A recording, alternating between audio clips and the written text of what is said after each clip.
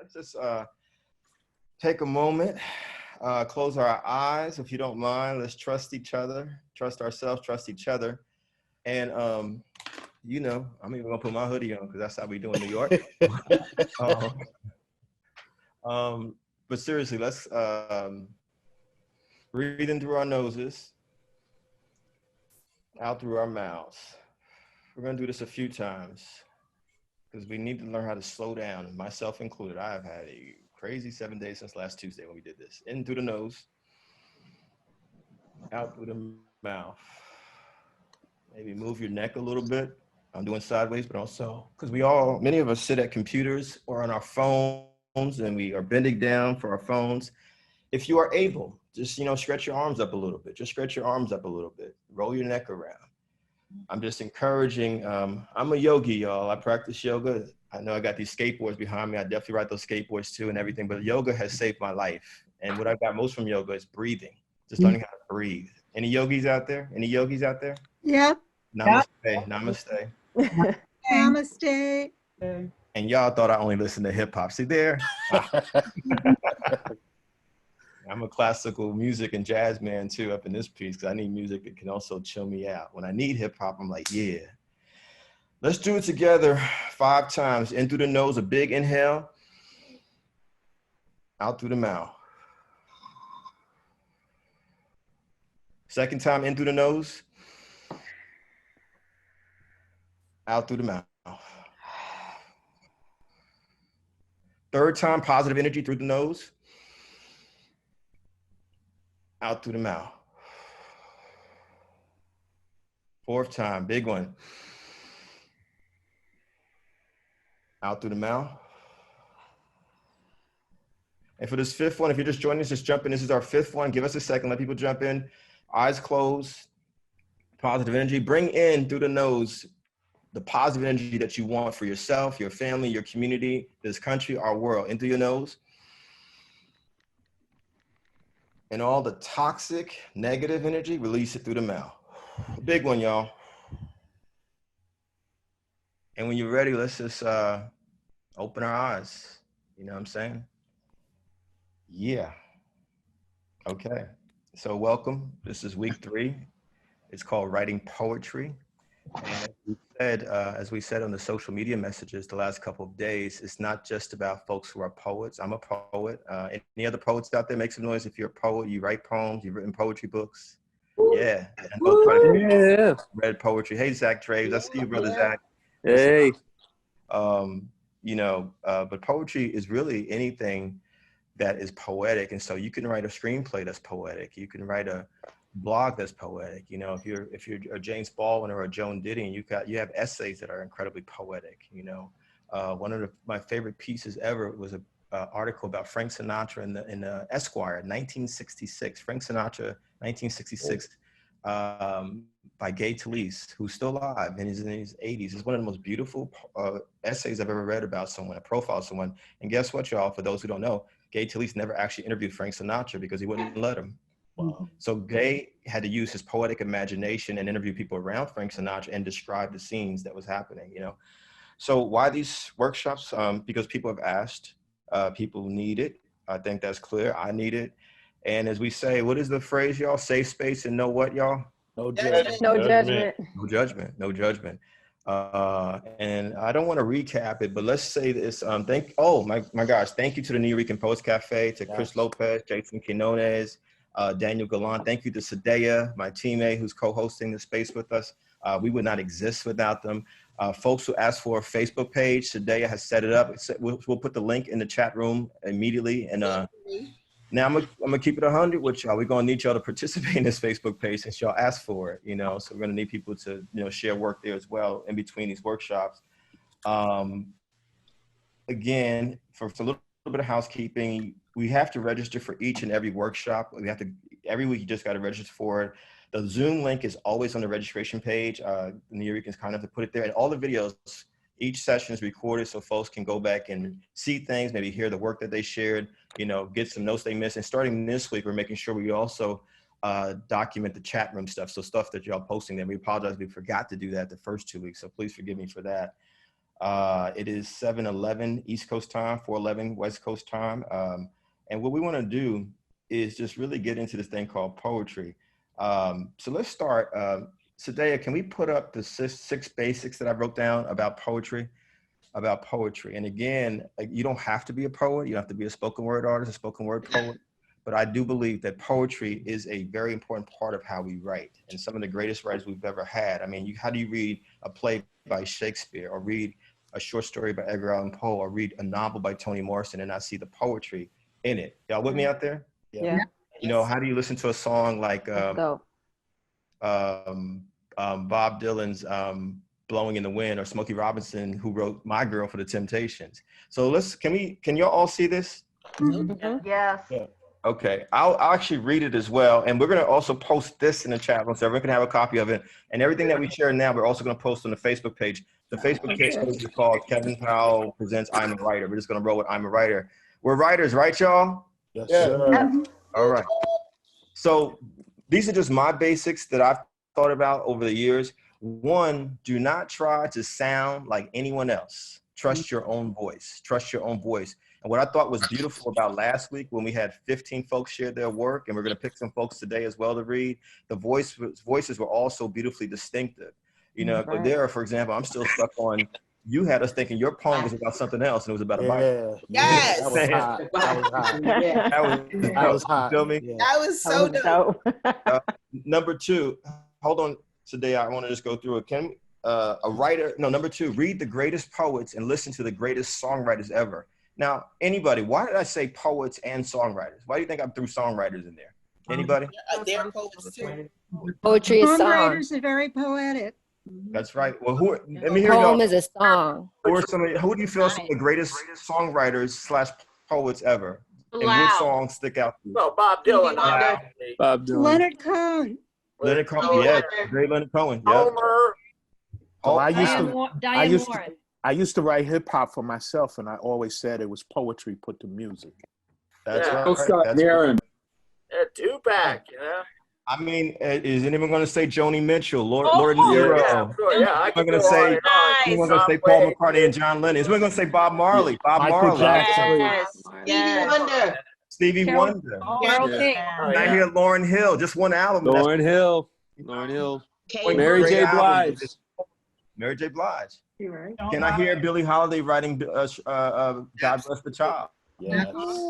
Yeah. Ani DeFranco. Jill Scott, we can't forget Ani Jill Scott. DeFranco. Erica Jill Badu. Scott. Erica Badu. Yes. So, and what was the quote unquote? We're not going to call it homework. We're going to call it. What did we say? We're going to call it play work, or what was the phrase? play work. Play work. Play. And I appreciate. Hold on a second. I appreciate all of y'all. I mean, people were sending me haikus all through the week. I appreciate it. Some of it was funny. Some of it was like, Lord, I don't need to be reading this. You know what I'm saying? It was highly. No, but it was beautiful because it's practice. You know, it's practice. And so, read the greatest poets ever. I'm going to share a few poets that I love, and I purposely wanted diverse poets. You know, because I think that we have to read all kinds of poets. Notice the songwriters that we mentioned, the poetry. You know, John Lennon's "Imagine" is one of the most powerful songs ever written. You know, and God. Let me share this with y'all. You know, my favorite singer-songwriter, well, my favorite singer, Sam Cooke, and he's also one of my favorite songwriters. Now, think about this. If you're really a great writer, Bob Dylan wrote a song called Blowing in the Wind. This is a Jewish brother from Minnesota who wrote a song about the civil rights movement. Sam Cooke, a black brother from Chicago, was so blown away by the song, he started performing it, and then eventually inspired him to write his own song. What was that song called, y'all? Change gonna come. It's gonna come. That's what great writers do for other writers. You know what I mean? Number three, a writer must write a lot, even if just pieces of words, ideas, thoughts, lines, phrases. I want to say this. I don't know if we said this in the first two workshops, but please correct me if we have not, y'all. Please try to avoid terms like writer's block. Why? Anyone? Why? It gets into your head.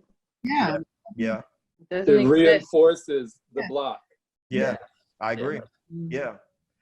What I do, and please, again, every week this is going to be interactive because we're teaching each other. What I do, if I feel like I just don't have the words in that moment or it's just not clear to me, I go do something else. I put on music. I watch a film. You know, I might look at some art, do some art books or something like that. I stay in that artistic space. So I'm always bringing something into my being that's inspiring. You know, and, hey, I'm a sports fan. It may even be sports, you know, like the way someone shot a basketball, you know, it could be anything like that. But I think we need to avoid terms. And what was that word that started with a C that 2 writers used last week and we corrected them, y'all?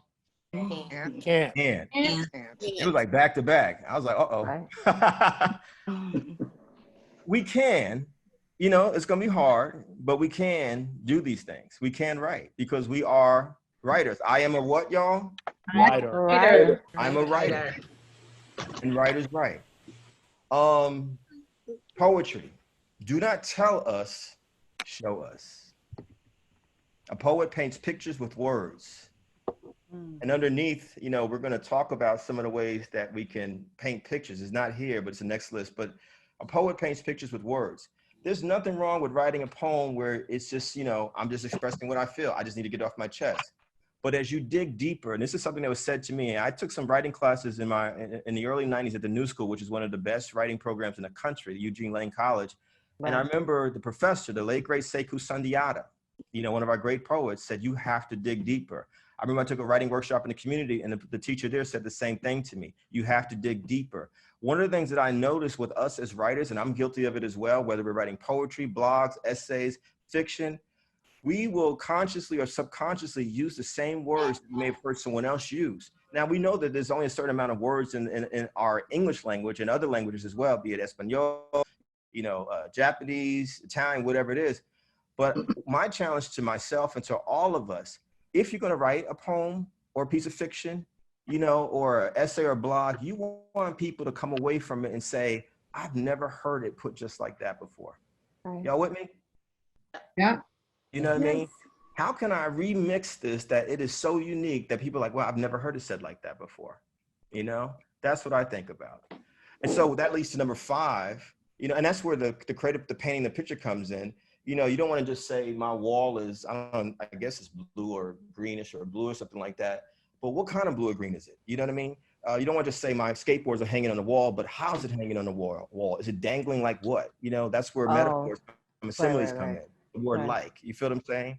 Right. And people were asking that question, which leads to number 5, rewrite to avoid cliches, same words over and over again.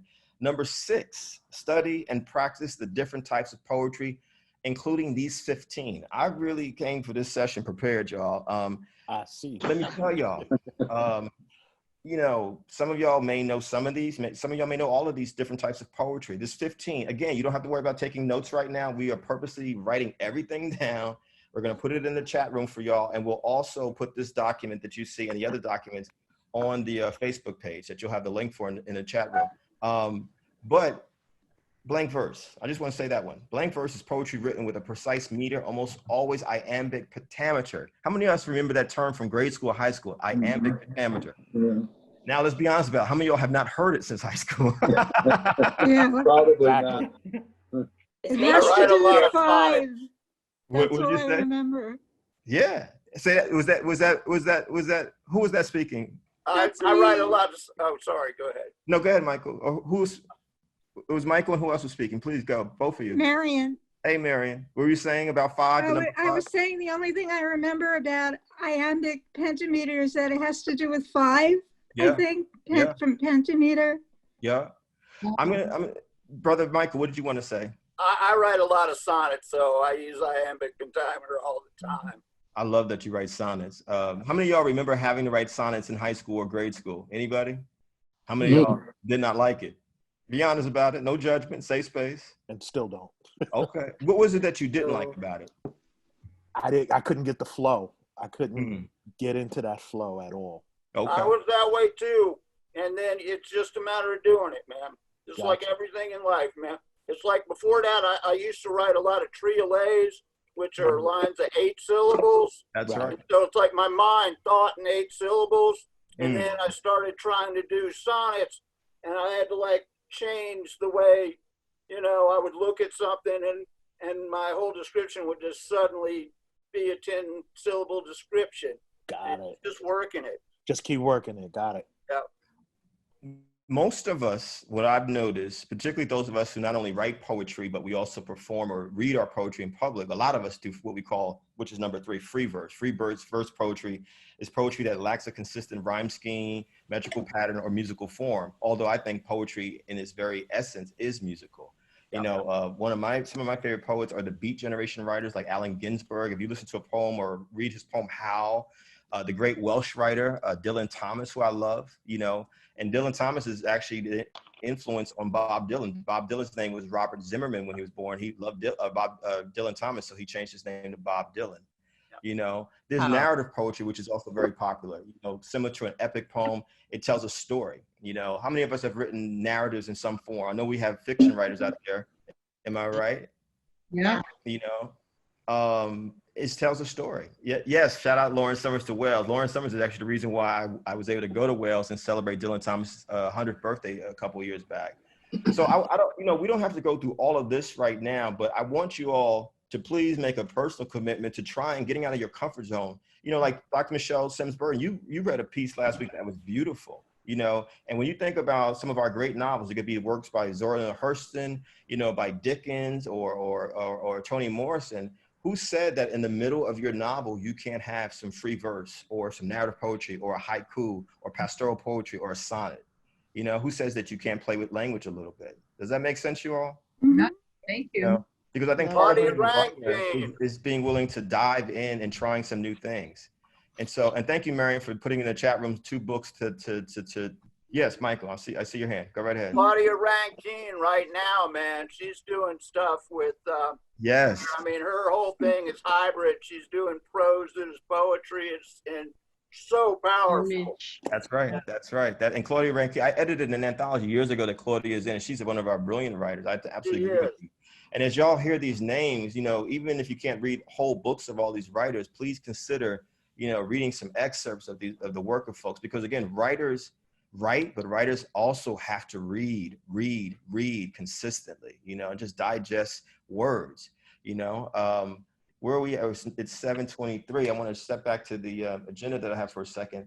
Sadea, can we go over to the 10 types of figurative descriptive language really quickly?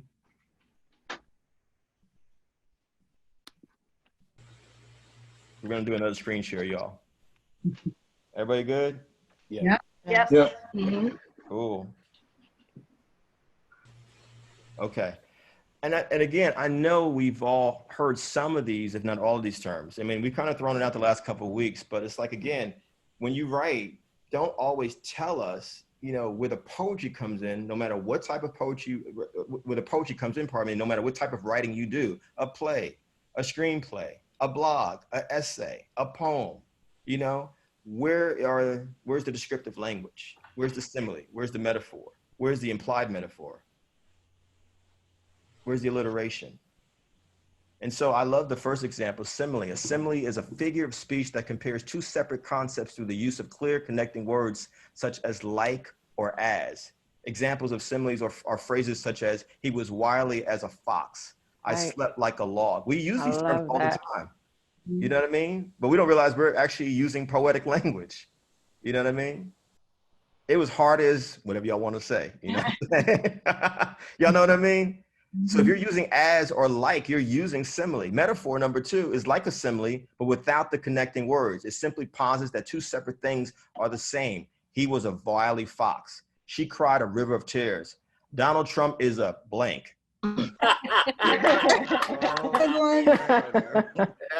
Y'all can fill that metaphor in. I'm sure y'all got some choice words there. All day.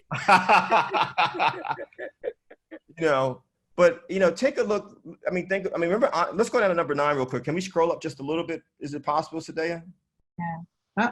Number 9, please. Thank you.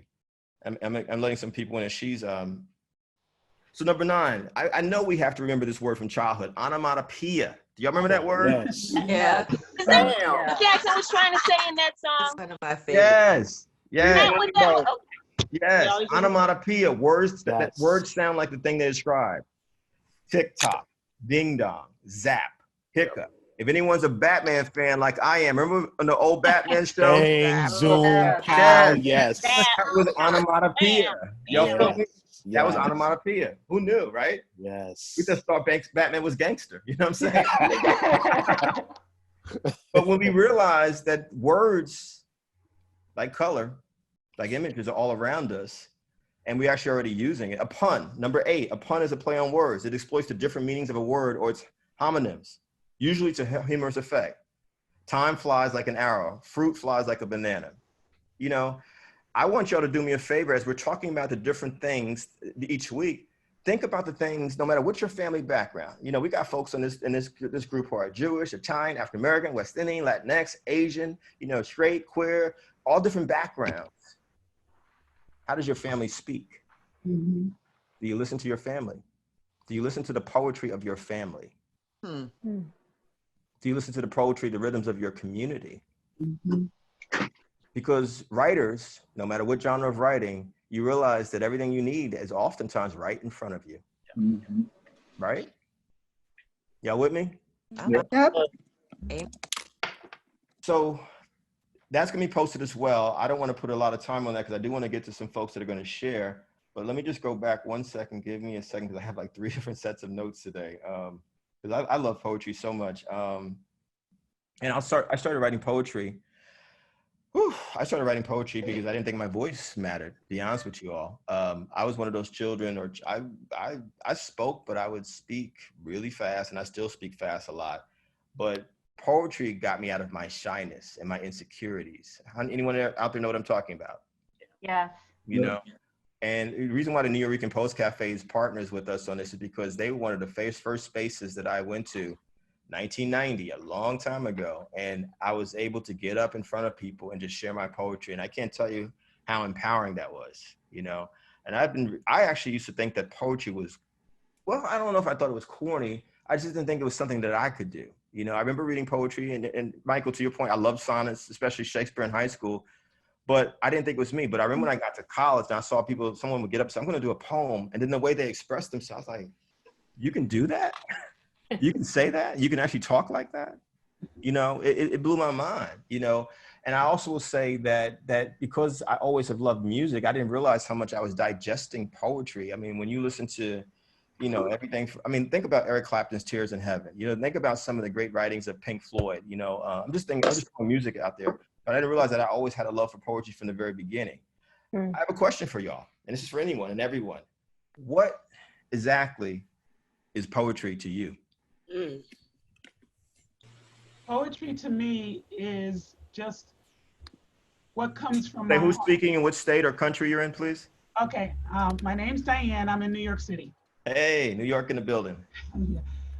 Poetry to me has always just been my emotions coming straight from my heart. It's what I've always used to express the things that I'm going through in my life. When I was depressed, when I was insecure, when I was happy, when I was in love, when I wasn't in love. So for me, poetry just became my voice. It was what was going on inside of me. Do you have a favorite poet? They've changed a lot. I love Nikki Giovanni. I've always loved her. Yeah. I love Sonia Sanchez. Yes. I grew up in that era, so Amira Baraka, you know, all of those type of poets I really love. But I love some of the older ones too. I saw that somebody put Audre Lorde down. I love her. I love reading some of the Phyllis Wheatley. Yes, yes.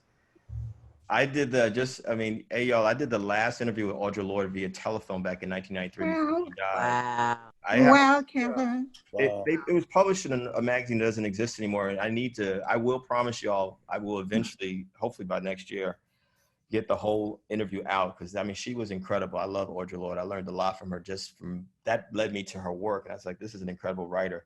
Please write down some of these names. Some of my favorite poets have names like Lucille Clifton. Yeah. Oh, yeah. Pablo Neruda. Yeah. Yes. I said Allen Ginsberg earlier, E.E. Cummings, definitely Maya Angelou, you know what I'm saying? Who else? What does poetry mean? What does the word poetry mean to you? For me, hey. Who's MJ, speaking? Original MJ in the building. Oh, Michelle, hey. What's up? How are you, Kevin? Good, and good to see all of y'all who just joined us. Shout out to all of y'all. How y'all feeling out there? Good. Okay, For go ahead. me, I don't have a long drawn out thing. For me, poetry is my heart speaking. Mm. Oh, nice. Mm. Simply put, and nothing else needs to be said after that. Okay. Okay. My heart is speaking. Who remembers what the first poet said or first writer said? What was her response about what poetry is? Who remembers? Who's listening? Her heart speaking. That was the second. That's the second writer. What did the first writer say? What is poetry? Hey, Britta in Toronto, I see you. What's up? I love. I still want to get to Canada. Can I? You know, y'all know. You got a home here. Appreciate it. Appreciate it. No one remembers who was the first writer who said what poetry is. Y'all forgot that fast? Diane. Where you at? I'm right here. What did you say poetry is again? Voice. It was a way for her to express her voice. Yes.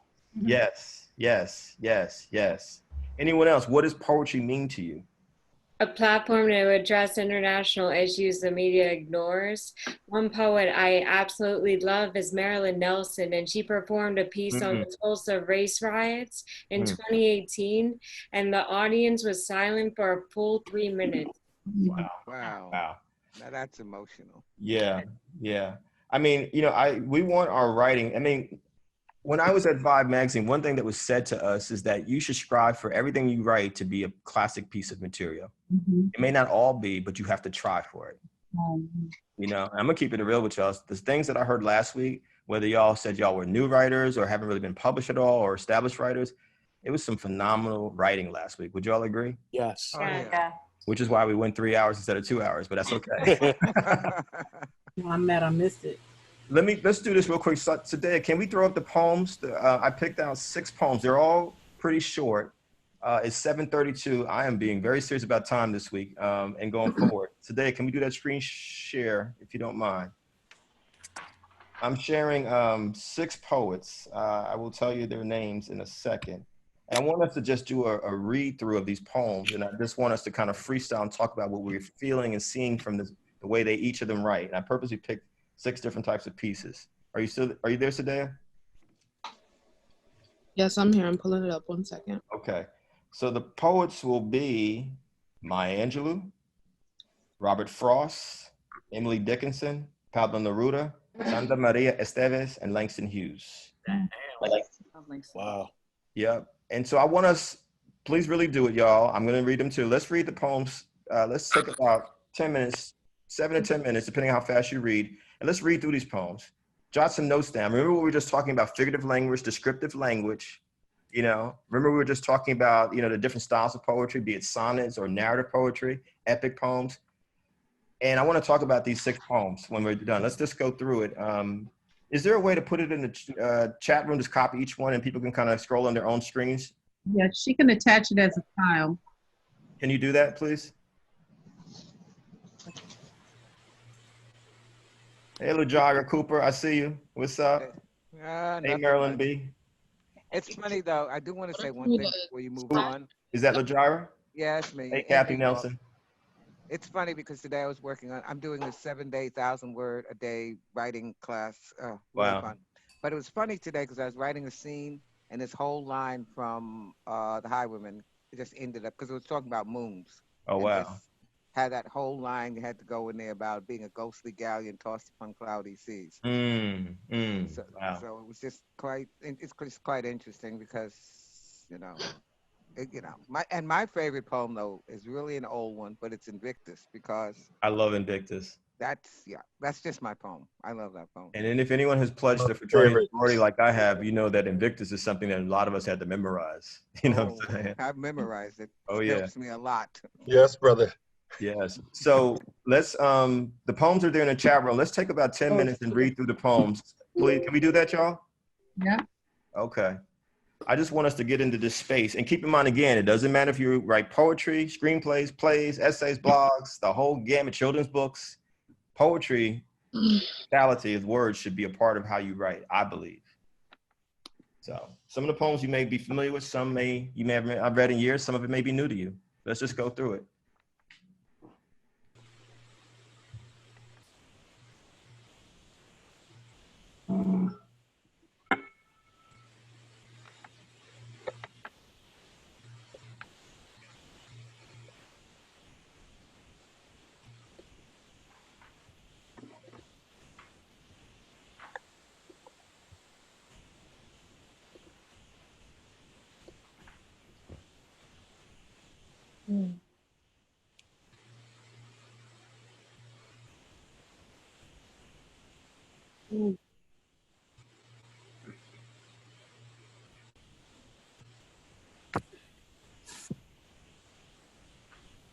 Can we mute everyone for while we're reading, please?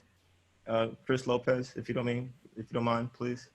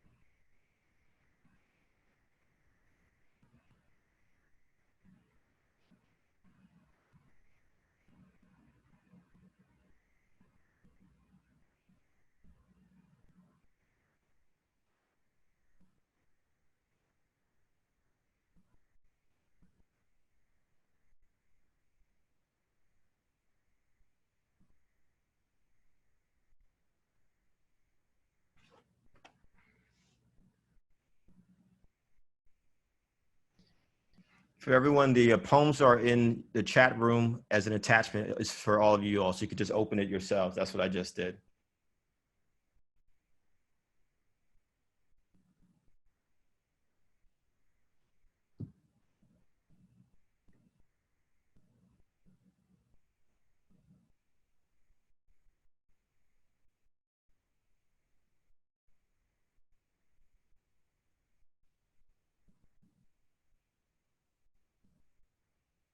And please, as you're reading, think about lines of each of the poems that really just strike you with their imagery, how rich it is.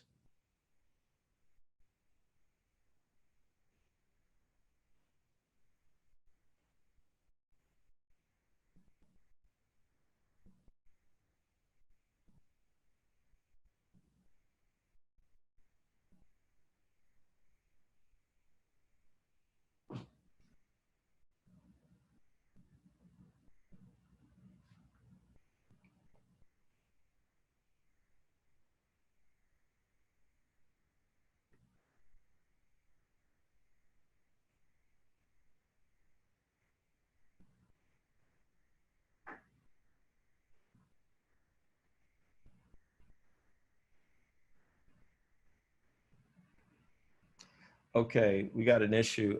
Today and Chris, people are saying they can't access the poems.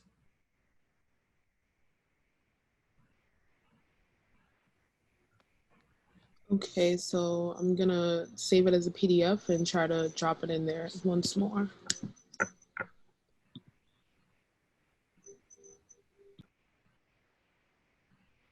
And can you put it back up on the poems back on the screen too, one by one maybe?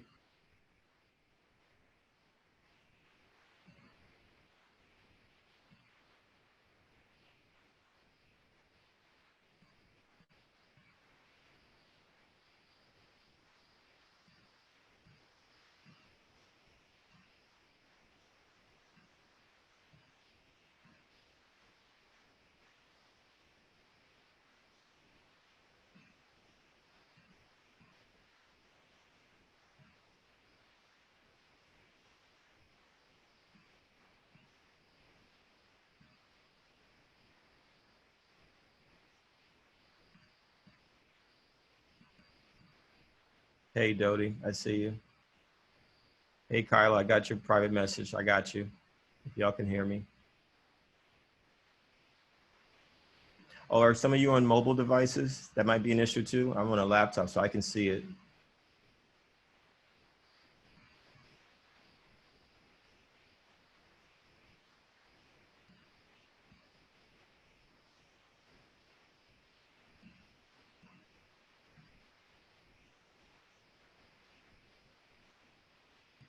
Kyla, if you're good with going first, just hit me with a private message. Just say yes or no.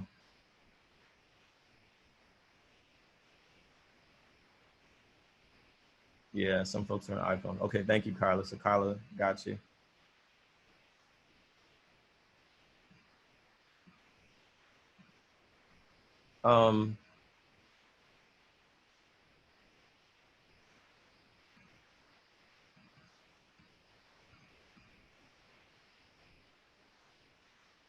Is everyone actually seeing the poems now? Cristal, you can see it? Cristal, is that Cristal? You can see the poems? Okay, cool. I'm just trying to. David, you can't see the poems? Aaliyah is saying no poems. Oh boy. Some people can see it, some can't. Are y'all clicking the link that she posted, that Sadea posted in, or you can see it on the screen? If you know, let's unmute everyone. Chris Lopez, please. Let's do this. Can we unmute everyone?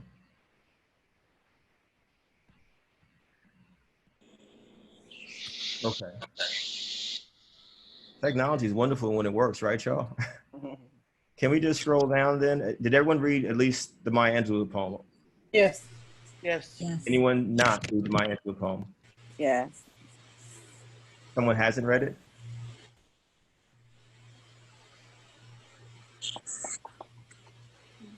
Yeah, I read it. I read it. Okay, the way it works, you just got to click the link where it says allpoems.docx in the chat room.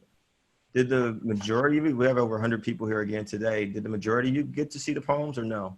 Yes. Yes. Yes. Okay. Yes. Who did not? I saw some of the. David? Some of the Maya Angelou.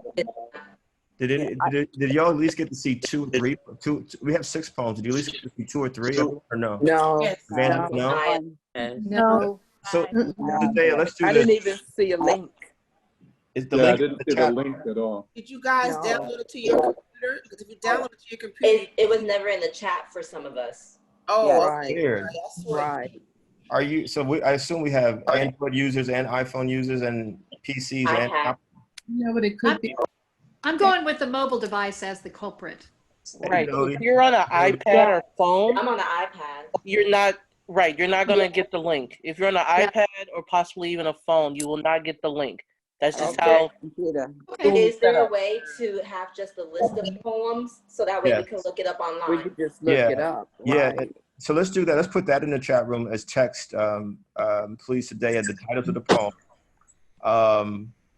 No author, just in case. So can we do this really quickly, Sadea? Let's put the poems back up, all 6 up, and let's just focus on Sandra Maria Esteves, Maya Angelou, and Emily Dickinson. Can we just read those 3 poems, y'all, if we haven't already? Can we just put the whole thing up and just focus on those 3 poems for a second?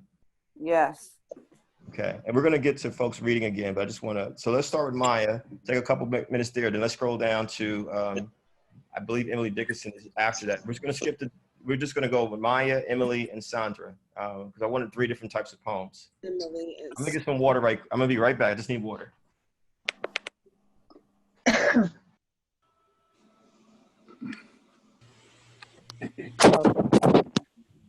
I have something better than water. I got my green juice. I forgot I still had some. Yay. And I bought straws, y'all. I got straws. Are they metal straws? Paper straws. Are they metal straws? I'm scared to answer that question as a vegan. What kind of straw should I have as I hide my straw? No, Timmy, what kind of straw should I have? Paper? That's the thing. That's the thing. That's the new thing. Everything's got to be either something that doesn't go back into the earth and something that you can last over. So metal tends to be the thing. It's supposed to be no plastic straws and no paper straws.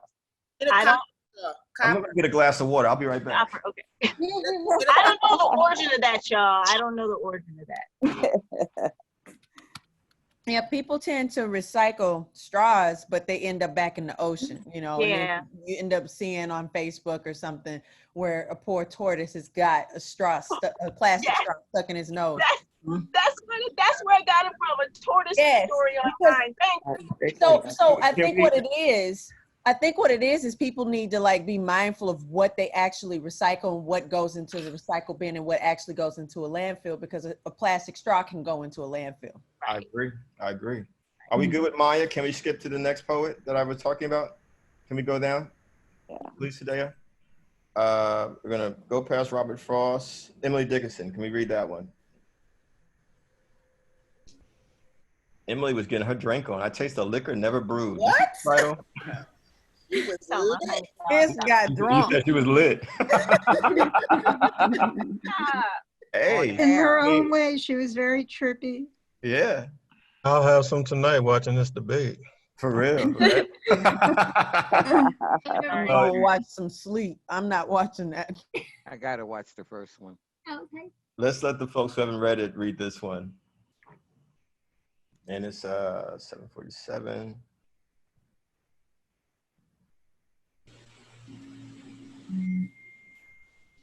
When you're done reading the poem, and maybe a minute, let's say, I'm good. I'm good.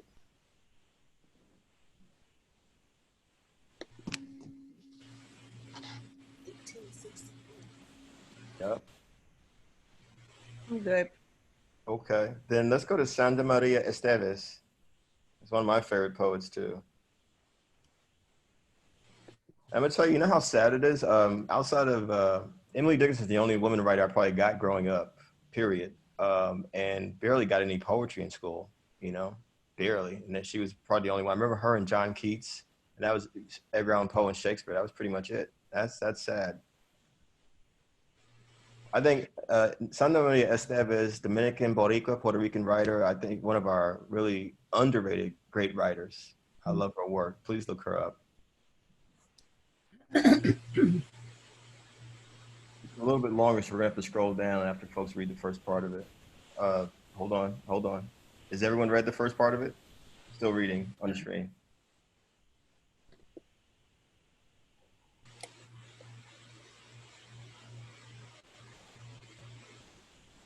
I mean, the first lines of that poem are, wow. Mm-hmm. Mm-hmm.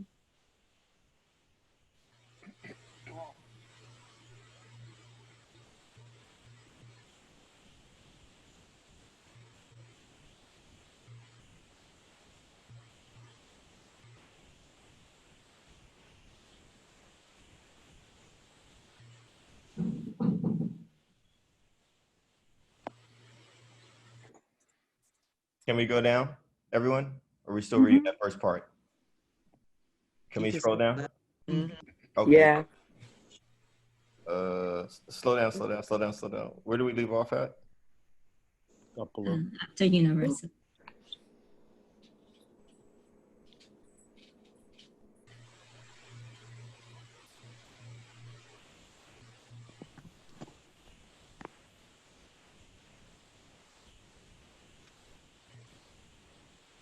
Higher up, please. Someone, Lamar's asked, can we go back down? Can we go back a little bit, please? Even more, please. Where did we leave off at in the first half? Kevin, all of the poems are pasted in chat now. Oh, so- good. Good. Can we check them out there, y'all, real quick then? That makes it easier because Zoom gonna have to work on a screen share program.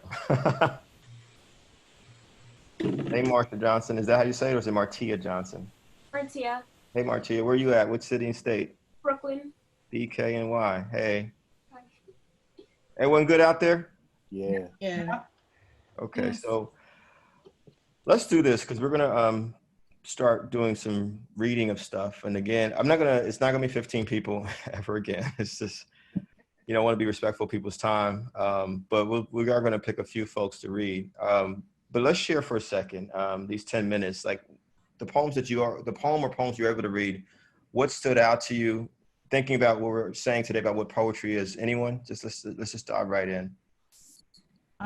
In this poem by Sandra Maria Esteves, I love the third verse the imagery in it when it's as in birth from her darkness, the free giving sun inched slow to visibility, revealing all color and form. I mean, I could see it in front of me. You know, it's just imagery is just so powerful. Wow. She said, Diane said, I can see it. I mean, remember what we said about poetry, you know, don't tell me, show me. And that whole poem, Santa Maria Esteves, you just see everything. You feel it, you smell it, you taste it. Am I right? And that's what I wanted to say. It's hitting on different senses for me. Each of, Jerome from Queens. It's hitting on different senses for me, each of the poems. So when I got to the poem, I taste a liquor never brewed, I started thinking of that taste of liquor. You know, when I think of I Rise, I think about my emotions being stirred up in me. So it's hitting on different senses, each of these poems in different ways. I'm glad you said Still I Rise. I mean, think about Maya's poem, Still I Rise. One of the techniques that we use in writing is repetition, repeating stuff over and over again, because it sticks with you. Still I rise, still I rise, still I rise. You know? Anyone else? What is that? Okay. Who's speaking? Safia Bandelli, Bedford Stuyvesant. Hey, how are you? Fine. That same one, the Santa Maria poem, just blew me away. The colors is blue and black, brown, beige, indigo, azure. Beautiful, beautiful colors. And there's a poem, something, I don't know if it's a poem or a short story called Elegy in a Country Courtyard. Somebody know that? Yeah. Elegy is a poem, Elegy in a Country Courtyard. So I'm thinking of life and death too, as this child struggles to come into the world. Also like Elegy in a Country Courtyard. So the descriptions, the narrative, telling the story of this birth, so powerful in such a way that paints such vivid images. You're just rolling right along and hoping for the best for this child and just knowing that it's a struggle and we're right there with her. I think it's a magnificent selection. Thank you. Well, thank you. And I mean, think about where we started earlier tonight. And again, everything that we're sharing on the chat room and also on the screen share, we'll put on the Facebook page. The link is the link there already for the Facebook page? Yeah. Not yet? It is. Can we post it a couple times throughout the night today so people can grab it? We'll post these things there. But what you just said, Ms. Bandelli, I mean, this Santa Maria Esteves poem is a narrative poem. We saw the list of the different types of poetry that we can play. We talked about narrative poetry. You know, but we also talked about the importance of simile, of metaphors, of alliteration. She's got all these different things happening in one piece, which is an incredible piece of writing, as she said. Anyone else? Any other poems? Or lines for poems? Yes. Harlem by Langston Hughes. It's Martia. Hey. And as far as imagery and touching on all of the senses, you can almost literally touch that poem. Like, I feel like you could feel everything because he just hits, like, it's like he took all the senses and just, like, wrote a line for them. Yeah. What happens to a dream deferred? I mean, the poem is so powerful that Lorraine Hansberg named a play after it, A Raisin in the Sun, you know? It's an incredible piece of writing. I mean, when he says it sags like think about what we're saying, you know, simile, it sags like a heavy load. I mean, who hasn't experienced that? What people on the earth have not experienced something sagging, feeling like a heavy load, you know? Yeah. And so y'all who said you're writing your memoirs, your autobiographies, I see Leslie Cigar out there, another Carla Radford out there, you know, as you're telling your story, how this is who I was when I was 3 years old, when I was 10 years old, you know, Leslie Cigar, this is how I dance. Just don't tell us that you dance. We want to see, we want to feel, we want to see it. Like, what does it look like when you were dancing as a child? What did you feel like? Y'all with me? Yeah. Actually, this is Ergi. I'm in New York City, and the Maya Angelou poem that you just mentioned, the line that really stuck out for me was that I dance like I've got diamonds at the meeting of my thighs. And that line is also one showing that sassiness. So I know that she said that, you know, like she had that word in her poem itself, but that's show me, don't tell me. That just, it was like a zinger, it was funny, and it was just really so fabulous and so women power. I just love that. Yes, yes. Yeah, and to me, this is Mike again. Hey, Mike. And Mike, where are you based? Where are you out of, by the way? Oh, I'm in Denver. Denver, but the thing is with that Maya Angelou, you know, once again, that anaphora, it's like first she's got oil mines in her living room, then she's got gold in her backyard, and then she's got diamonds in her thighs, you know, it just builds like that, you know, just boom, the power. That's great stuff. Because Maya and all these poets were digging for words. And, you know, you want your poetry, your writings to be so unique. People, I mean, your writing should be like a piano out the window. People just stop and say, wow, what was that? You feel me, y'all? Yes. Reagan Kelso here. I'm from San Bernardino, California. And my poem, Hi, Still I Rise. I love, like, I've read this poem over and over again, and it means something different to me each time. Like, just like the moons and suns and the certainty of tides, like hopes springing, still I rise. Like, she used like compare and contrast of the moon and the suns, and it's like giving hope, especially during this time. I love it. Hey, Padmini, I see you. Hey, I want to shout out Pablo Neruda. There's a reason why I put him there. Pablo Neruda is my favorite love poet ever. Like ever. Like ever. If y'all have never spent time with Pablo Neruda poetry, you must. One thing that I've always admired about a lot of our great writers from Latin America is just rich imagery as well, and just this kind of bearing of the soul, if that makes sense. And I really want to encourage you all to look up all these poets. You know, why is Robert Frost there? I love the way he wrote. I mean, it's like, you know, those of us who may not live in urban environments, using nature, you know, as a part of, as a metaphor for life. You know, think about Robert Frost's poem that's there. You know, why did I pull up someone who wrote a poem in 1861? Emily Dickinson, because we should read writers from different periods in time. And how did they write in a different time? How did Phyllis Wheatley write in the 1700s? You know what I'm saying? Compared to how Zora Neale Hurston or Langston may have written in the 1920s. Does that make sense, y'all? You know, and so as we explore writers and poets, you know, I also think we got to explore different eras. And one of the things, and let's, again, no judgment, safe space. How many of y'all have said, I can't read that poetry, that book, because it's like old English. I don't understand what they're saying. Or if they're writing in dialect, I can't understand it. How many of y'all have done that or said it? Honestly, no judgment, no judgment. It's me. Can I make a suggestion?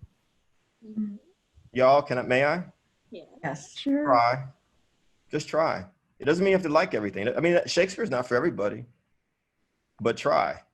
Because if you're willing, I as an African-American can imagine not only reading African-American literature, but West Indian literature, Puerto Rican literature, Mexican literature, Jewish literature, Italian literature. When I went to Ireland for the first time, where did I go when I first went to Dublin, Ireland? I went to look up traditional Irish poetry. Y'all feel me? Yep. You know, I'm in England. I'm like, okay, what's this dialect called Cockney? I'm interested in how they speak. If I'm in Jamaica, what is patois? Y'all feel me? Kevin. Yes. The Canterbury Tales. Oh my God, remember the Canterbury Tales? All poetry. When I was in high school, they made us read the 9th grade, the Canterbury Tales. It was horrible. It was like torture. I remember that. I remember that too. I have my that too. Well, you know, and I will say this because, I mean, I'm glad y'all are being honest. I do think, I mean, it's not for everyone, but I think that we should read stuff that's relevant to us that we can relate to, but we also have to get outside our comfort zones. Yeah. Do both. Yep. You know, like, I'm just suggesting it. Y'all do what y'all want to do, but I think that part of the beauty of literature, of art, Leslie, you're a dancer, for example. You know what I mean? You have a history as a dancer. I'm sure you didn't just study the dance that you grew up in, but you saw other dance forms which you incorporated into your life. Am I right? You know, my favorite, Leslie, you're muted. You got to unmute yourself. Absolutely. And as much as I didn't like ballet, I still had to make sure that it was in my arsenal. That was the remix. Jamming. Hey y'all, I will say, speaking of dialect, Who's speaking? This is Kimberly Jenkins. Hey. Hey, speaking of dialect, when I had to teach, I taught for a year English in high school. High school was not my best thing, but I taught English in high school. And we were reading Zora Neale Hurston. And Zora Neale Hurston, we were reading Their Eyes Were Watching God. And the students I taught in an inner city school in Indianapolis, and they were not feeling it at all. They weren't feeling it because they were like reading this dialect. They were like, what? This don't make no kind of sense. This like, what the hell she trying to say? And so what I did was I put it next to Shakespeare and we talked about dialect. But I took Zora Neale Hurston and I asked them to tell me why they had a problem with dialect. And I got, that don't make no kind of sense. That's stupid. I don't even understand that. So I said, all right, write what you just said on the board. And so they started to write it correctly. I was like, no. Write it exactly as you said it. We're gonna make a spelling for it. And when they wrote it out, that don't make no kind of sense. When you read it, I'm like, do you understand dialect? So basically, she's writing in our dialect. You just never paid attention. That's what I'm talking about, teaching them how to write. And we cut through it, and from the rest of that semester, they like got so into it. Then I challenged them to write a narrative about themselves in their own dialect. So when it comes to like, we did the same thing with Shakespeare, and they ran off with that too. We did Romeo and Juliet. But that's just my little interplay with reading and with dialect and with poetry. It's another way of expressing. It's a language. It's a language. It's brilliant. I mean, if people really understood the similarities between Shakespeare and hip hop, or Shakespeare and rock and roll, yeah, I mean, come on, let's be real about it. Here's sex, drugs, and rock. Here's sex, drugs, and violence over here in Shakespeare, and here it is in our music. And murder, and murder. Yes. And murder. I mean, yes. Yo, how many of y'all freaked out the first time you read Romeo and Juliet if you read it in high school and like, yo, what is going on up in this piece? You know what I'm saying? Oh my gosh. You know, so let's do this. Especially when you realize she's only 13 years old. Wow. She was ride or die, though. She was ride or die. Ride or die for real. Come on. I saw a couple of you reference Tupac in here. I mean, you know, one of the things me and Tupac shared in common was that we both loved Shakespeare as teenagers. You know what I mean? That's how he became a great actor, because he had to take Shakespearean acting. You got to dive deep. And so as you all are writing pieces, your poetry, Gladera, or whoever, Michael, Michelle, you know, there's a few Michelles here, Mary, all of you all, think about the fact that someone might be reading this work 50 years from now, 100 years from now, 200 years from now, you know? And again, everything we write is not going to be classic, but we got to strive for it. You know, what can I say in this particular piece that's going to be uniquely different than anything that's ever been said before? Does that make sense, you all? Yep. Can I say something about Emily Dickinson and that piece? Wanda, hey. Hey, how y'all doing? All right, what's up? To the room. Okay. Where she speaks about the landlord, and she has it in quotations, and we know she's drunk, and she mentions foxglove. Foxglove is poisonous. So she, you know, it then turned into digitalis. So she's mentioning that, and unless you know, she's over there going, I would love to kill that joker. So, because isn't that how we think when we get so deluded and we can go to that place? But when you delve into it, and some people could be in a spot where that just hits them and they understand, especially now with rent and rent manipulation. Exactly. I mean, when I think about Emily Dickinson's writings, I'm sorry, Gladera, go right ahead. No, it's okay, sorry. No, you're fine. I was just saying really quickly, when I think about Emily Dickinson's writing in particular, I think about our first week session where many of us talked about mental health, how writing is therapy for us. How we had I mean, yo, seriously. Gladera, what are you going to say? I was going to mention that when we talk about like poetry and the power of poetry and how it lasts for so long, my parents, who grew up in Puerto Rico, had to memorize a poem by Luis Pales Matos, which was Majestad Negra, and it was about the African slaves in Puerto Rico, and there was so much pride in like that they memorized it, and like, you know, like 30 years later, they would like, you know, my parents would say it to me, and I just loved it. Like, I was like, wow, I need to, you know, it had so much power to it. That's right. That's right. That's right. I'm going to call out Kyla, and then I see Michael, you want to read as well, Michael Sendler. We're going to get a few poets, few writers in here. Are y'all good out there? It's 8:05. We're going to get off at 9 because we're going to go watch this thing called a debate, or someone said, let's call it an opera, y'all. That's what it's going to be tonight. It's going to be an opera. Oh, yeah. Oh, yeah. It's going to be a tragedy, man. Shakespearean tragedy. For real. Where's Kyla at? Kyla, is your screen on too, Kyla? Because I don't see you. Yeah, I'm here. Okay, what's up, Kyla? Where you What's at? up? Brooklyn. EKNY. So what are you going to share with us? Is it a poem? Yeah, I got a poem. Okay. Title and how long you been writing poetry? Since I was a little kid, and title is Conversation with Myself to Fierce Black Femmes, aka the last one that broke my heart. Wow. You got me at the title. We ready. Right. Stop coming for me. Stop coming to me for entertainment. I am not, nor have I ever had the full privilege of a masculinity that shrinks my breasts, or stops catcalls and questions from finding me on the side of the street, on my way home from work, or the gym, or my sister's funeral. Why do four walls find more justice than Black women? Wow. Stop coming to me offering nothing, as if every piece of me that falls into something other than female in your eyes owes you. This bald fade, this lineup are ways that I cut my hair, ways that I find solace in this body that feels awkward and unknown, even as my fingers press inside of you and your teeth find the tips of my nipples. Why can you not see me past these hands?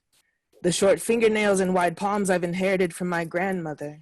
These hands that hold memories of hungry mouths fed and tiny bodies that rock to sleep late at night while waiting for mama to come home from her shift. Her hands like mine, tired and sore from forcing pineapples into tin cans. This body holds the expectations of a world that refuses to see past gender. In this household of one, I have always been the other. The other mother, father, parent, sister. Stop coming to me for entertainment. For the distraction to tell your friends the juicy gossip down the street about the nigga with strong hands and blunt fingers who feeds you when you're hungry and unclothes you when you arrive late at night and pulls you into arms that invites your tired body to rest as this world rips into your gender. Who even now, bald fade and dimples, thick fingers and tender breasts is somewhere waiting for you to show up. Beautiful. Wow. Wow. Wait, where'd she go? She disappeared. Where's she? She's you there. go. Okay. Hi, Wow. They're there. That was beautiful. That was so powerful. Absolutely. Wow. Any thoughts, feedback? Because I have any feelings. Ella? Wow. Anyone? I see facial expressions like wow. Anyone? Wow, incredible. How about just stop coming for me? How about that? Like, Right. how about that? Wow. Quite a few of us said in the chat room, Kyla, that you had us at the title. I mean, what I loved, it's a narrative poem. You know, I love the imagery. I even would say keep going more with imagery, you know, because you've got us there. And it's obviously been writing for a long time. And I hope that you continue to write because we need to hear your voice. Do you perform your work as well? I used to, but I don't anymore. No. You should. Great. People need to hear you. Is there a reason why? I stopped writing a long time ago, actually. And then started writing again during the pandemic, actually. Wow. How many of y'all have When you're happy?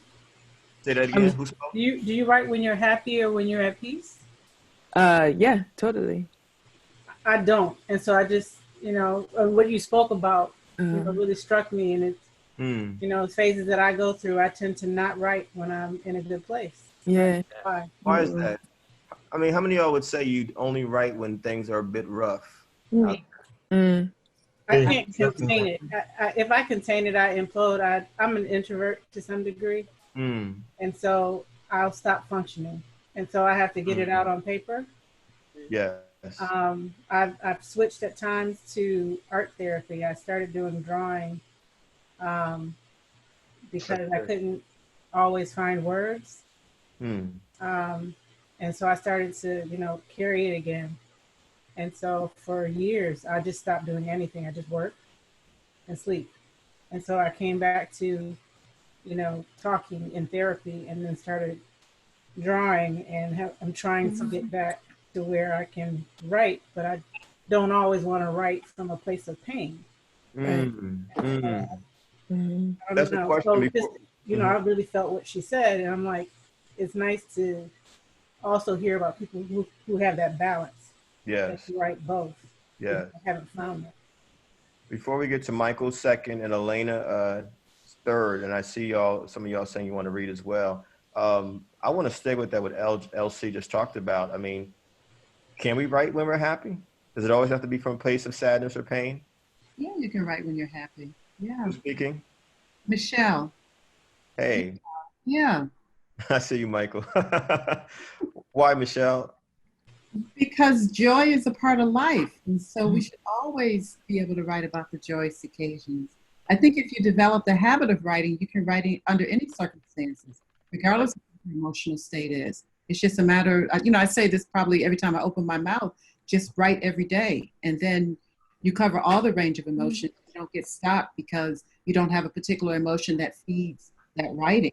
I mean, sometimes you write differently depending on the emotion, but if you write every day, it'll always come, no matter where you are mentally. It's a matter of writing every day, but it's also a matter of the quality of what you write. Right. And for some people, the quality they feel is the Mary J. Blige effect, right? We don't want Mary J. Blige music when she's happy. That's not a judgment. It's just that's real on what we get and how we can connect. So for some people, it is that they feel more. It comes out more. It comes out better for some people when they're sad. For instance, it's not better or worse for me. It takes more effort to write happy poems. But I think as a Black person, as a Black woman, that's something that I strive for, because joy is something that's real for us and that we should really tap into, because we are taught that we should struggle. And so often we write and create from that place of struggle. But, you know, I agree, writing every day and getting away from the judgment of it. Just be wondrous, be curious. I love that. Out of the emotion. Yeah. I also, Kevin, if I can add, this is Kyla again from Brooklyn. Kyla, yes. In terms of just like writing, I don't, when I stopped writing, it wasn't because I was happy or sad. It was because I was overwhelmed. It was because I was teaching. And for me, I was teaching writing, and for me teaching writing, I had to actually like be honest and be present. And there were things in my life that were happening that made me not want to be that way in certain aspects with the kids that I was teaching. And so I had to step away. I chose to step away because writing for me is also like an opening, right? Like everything that comes into my world and into my like mind comes out in my writing. And I think that it's not about writing when you're happy or writing when you're sad, but like being able to really identify that it's a tool for you to express is a really important piece for everyone to be able to write whenever it's necessary. And I think that right now in this time and in this moment for a lot of us, because there are 112 people on this call right now, it's necessary. Yeah. I like the necessary. I like that necessary. I come. This is Dodie in Kansas City. I come from Missouri. Thanks for knowing the difference. Yeah, so I come from music first and singing first, and was taught that musical theater happens when moments are so something that they can only be expressed musically. So the idea of necessity makes sense to me in the written word, that when I have to say something, that I have something I have to say in joy or sorrow, pain, all the many dimensions we each bring to our work, I think makes total sense. And there's a writer that has very successful television programming that was a friend of mine who said he never spoke about what he was writing because he needed to contain it so that it would be forced into the written word. If I can add one thing to what I was saying, I think, well, number one, I grew up in a basically children are seen and not heard kind of environment. And also, you know, I'm not really trying to hear what you're trying to say. And I found later that because I grew up in musical theater, and my exposure to poetry was from my grandmother with my great grandmother with Paul Laurence Dunbar, who was her favorite. And so I pretty much read everything by Paul Laurence Dunbar, but I found that the only time I used other people's words when I was happy, other people's songs, other people's poetry. Yeah. Because I felt like no one really wanted to hear my complaints. And I think that I started writing to express those things and I only would express myself when I was happy through other people's words, through other people's music, through other people's voice, because that allowed me to engage with the people around me. But when it came to, I have a complaint, I feel this way, and when that wasn't, when no one was receptive, then I would turn and write. And then so I wrote a whole book of poetry, and I asked my English teacher to read it and kept asking and asking. I gave it to him, and he doesn't remember getting it. And he lost it, and I stopped writing for years. Yeah. I had no copies, and so then it started again. Little by little, I would write, but I just, that he didn't even remember getting it. Wow. So it was interesting. And I'm trying to be conscious of the time, but what you said just Yeah, now, LC, no, you're fine. That was powerful. I'm so glad you shared that. I'm glad everyone's sharing. Because we talked about it, was it the first week, y'all, the first workshop where we talked about the many kind of traumas, the traumas of people disrespecting our writing? Do y'all remember that the first week? And Yes. so, again, we can't say that any space is 100% safe space or non-judgmental, but I at least want this space to be a space where people feel like there's love in the room and that everyone's voice matters as equals, And so I'm so glad that you're here, LC, because it's important that we know that there's a community of us, like there's a tribe of us, whatever our thing is. It could be writing, it could be yoga, whatever it is. Like there's people out there who care about us and want to hear our voices. I want to be respectful of time, but y'all are saying some great stuff. Michael's next. Who did I say was going to go after Michael? Do y'all recall? Me, What was it? Elena, me. Okay, Elena. That's right. I'm sorry, Elena. And then I had Jerome Hurt. Jerome, you still there? Still Jerome. here. Yeah. Okay, and then E. Carcass, are you down to read? I saw your note saying you feel a little nervous after hearing Kyla's poem. As we've said in week 1, week 2, we're saying in week 3, we are not competition with anyone else. Right. You are dope. You are dope. Your voice matters. All right. And thank you very much. It's Erji is my first name. I just can't figure out how to change how the name shows up. Yeah. And I know I fall into that category though of like the self-censorship, especially on the personal writing front. And so I am definitely nervous because the quality of everything that I've heard is just blowing me away. I mean, just week after week. And you will be dope too. You're fine. You were here to support each other. You're here to support. Absolutely. I totally feel that. And nevertheless, I'm like, whatever, Kat. I'm still nervous and I respect that. A suggestion for the sake of time, Michael, Elena, E. Carcass, and Jerome Hurt, can they each read their pieces first and then we give feedback at the end to everyone? Can we do that? Oh, yeah. Okay, let's do that because it's 8:19, 9 o'clock. We're going to have our Shakespearean play called The First Presidential Debate. Yep.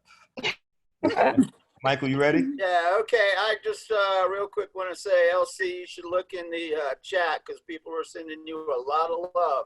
That's right. That's right. Thank you, everyone. I appreciate it. And speaking of the Shakespearean debate, this ties right into it. Unfortunately, tragedy that was lost, and we're about to go through a thing of it. So this is called The Quantity of Mercy from the Menace of Kavanaugh for C.B. Ford, with apologies to Willie the Shake.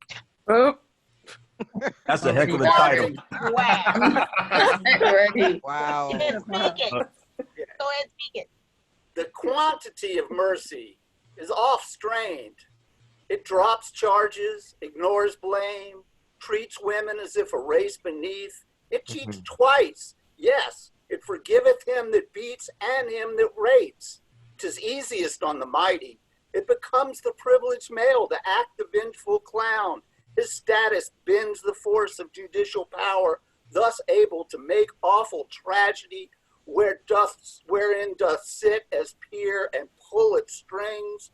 But mercy is absent, justice decays.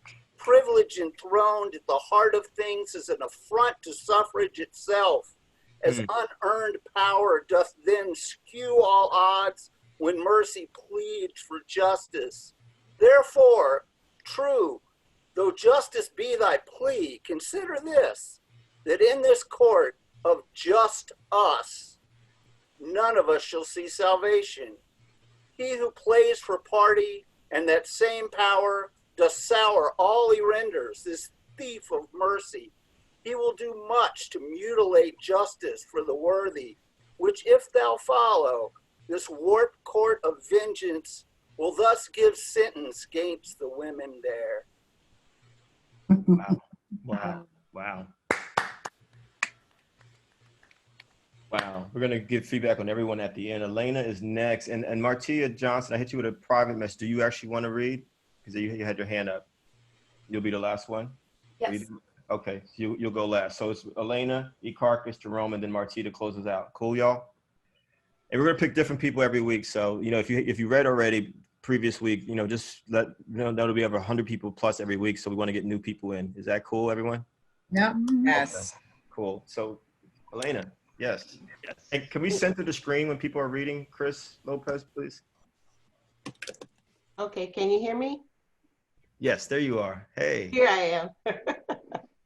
Okay, the name of this piece is Zenda's Mermaids. I'll explain it afterwards. Let us hear it. Zenda's Mermaids, a poem for brown-skinned girls with honey blonde curls. Their caramel brown skin, colored by the sun rays from love of a good father. Their honey blonde curls coiffed loosely like the freedom allowed by their Egyptian queen mother. These two carry the freshness of spring in their smiles and hugs, and summer warm love that mends my morning heart, gift wrapping the memory of girly fun, never to leave as small tokens of their visit linger in the things left behind. Books we read, movies watched, mermaids, top golf, good food prepared with love, recipes shared, the life we always wanted but never knew. Thanks, Kobe. We're missing you. Oh, wow. Wow. So those are, my sister had one son, and he was a pilot, and he was killed flying a small plane in 2011. And he left behind a wife and 3 girls. 2 were his biological. 1 was 18 months and 1 was yet to be born. Wow. Wow. His name was Kobe. His name is Jacoby. Yes. Jacoby. I'm sorry, Jacoby. Yes. That's a beautiful tribute. Wow. And the Egyptian queen mother, the reason why I call her Egyptian queen is because he proposed to her on the Nile River. Oh. Are you serious? Yeah. He took her on a cruise to the Nile because that was his favorite country that he visited. And so he took her to the Nile to propose to her. And summer of 2018, she brought the girls up to visit, and we just had such a wonderful time. And my sister had one son and I have one son, and we were always talking about how, well, we don't have any girls, but Kobe gave us 2 beautiful girls. Wow. Wow. Thank you. Beautiful. Beautiful. Wow. All right. How do you say your first name? Ekarkus? Erji. Erji. So air and then G like Gigi. It's Hungarian. It's a Hungarian name. That's a cool Erji. I love it. Where are you at? What state are you in? So I'm in New York City. Oh, cool. Right on. I'm in Brooklyn. What borough are you in? Manhattan. Manhattan. All right. Manhattan. Yep. Cool. How long have you been writing?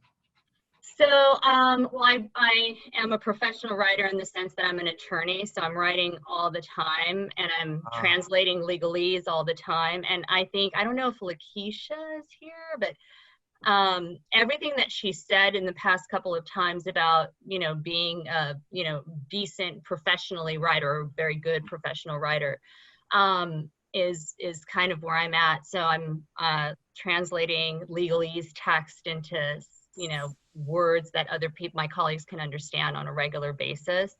But when it comes to my personal writing, I succumbed to being quieted, from the criticism from the, AP English teacher and in college. And so I've been trying to write more. Like I started a personal blog off and on once I had my first kid. Wow. But more off lately than on.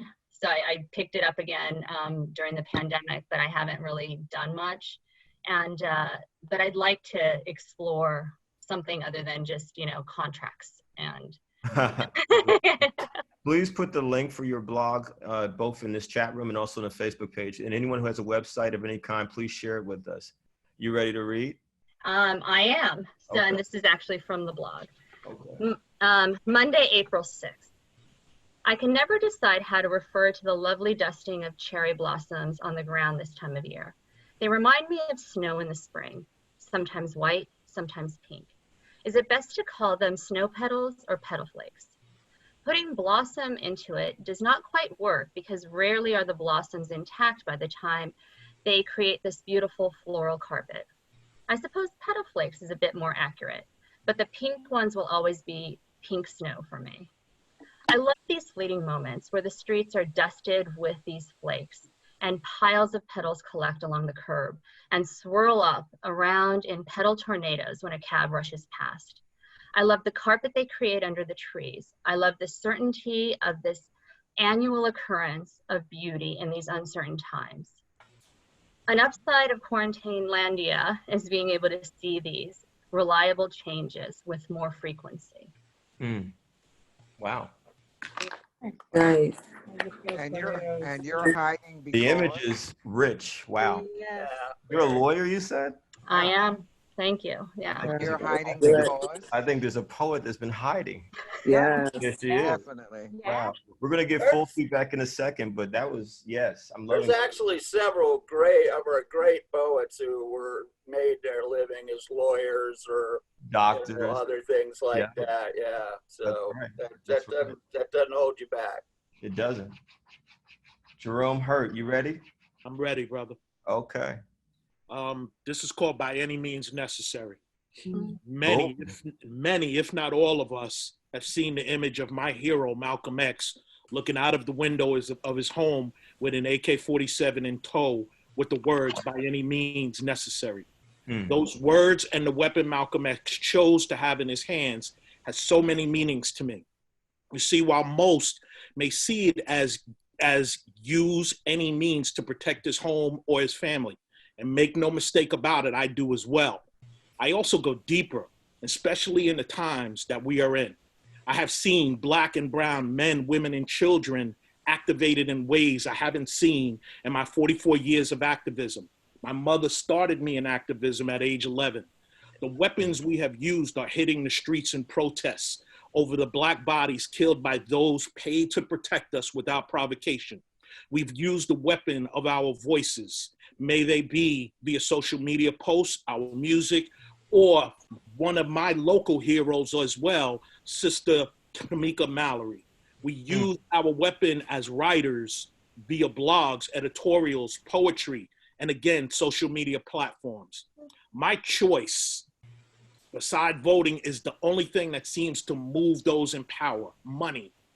As a financial professional, I see wealthy clients use their wealth to support their families, their very own habits or hobbies, education, businesses, but mostly political campaigns. Racism is not free.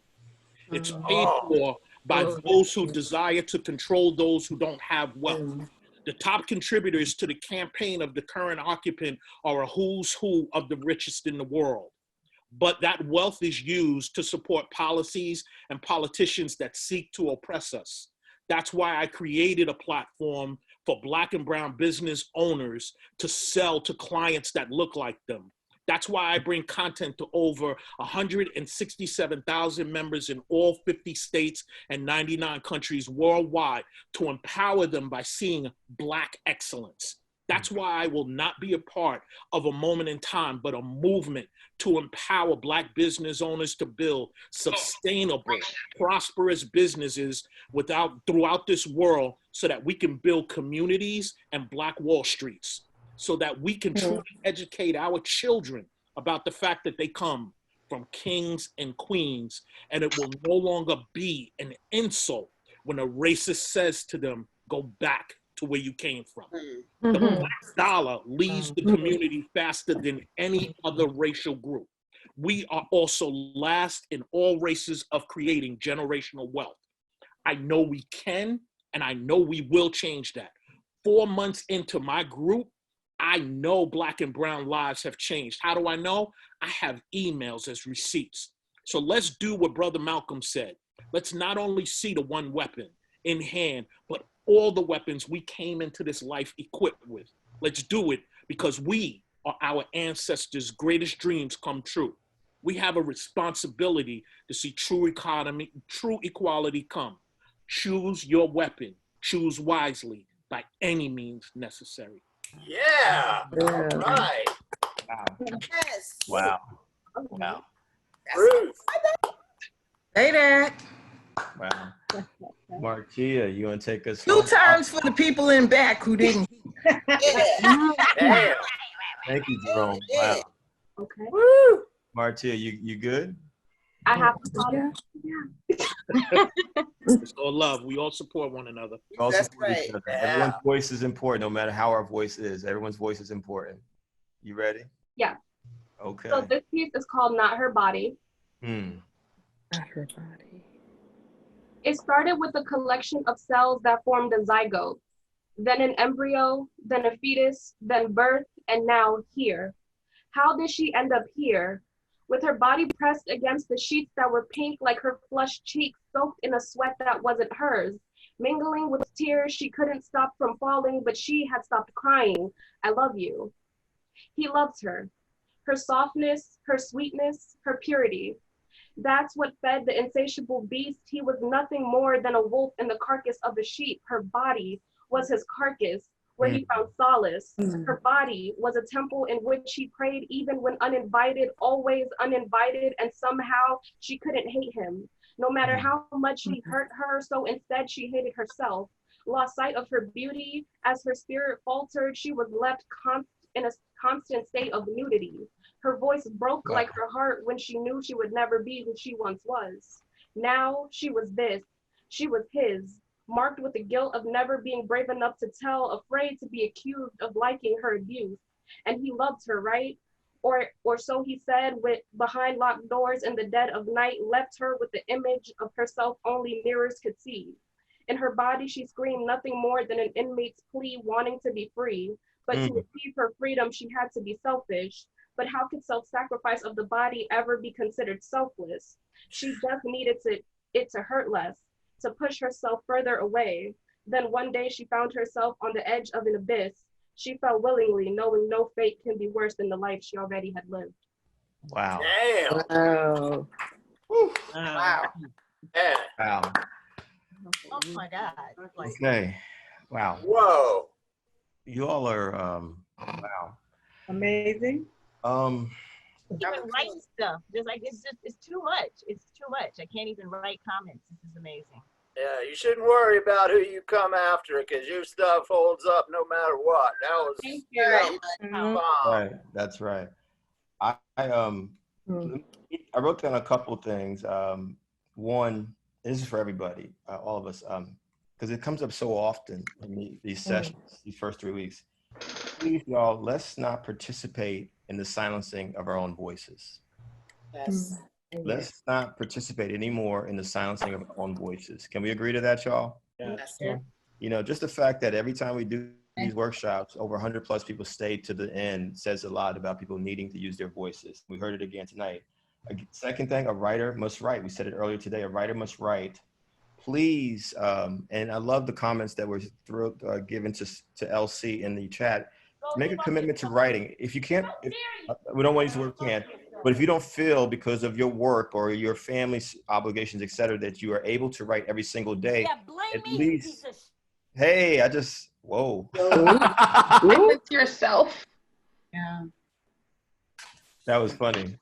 Were they New Yorkers? No kidding. I'm a New Yorker. I hope they're safe over there because that didn't sound quite safe. So I hope they're safe. Yeah, I do too. Yes. Number two, we gotta write regularly. So please make a commitment to writing every week at least, something. Yeah. And then, find spaces just like we created this space to share your voice. That's important, please. Feedback. We got about 10 minutes. Let's do about feedback. 10 minutes to get feedback, and then I want to close this out. But feedback on the 5 that just shared: Michael, Elena, Erji, and Jerome and Martia. Let's get some feedback, y'all. Can I say something? Yes, who's speaking? I say the whole idea of being naked, how beautiful and how exposed.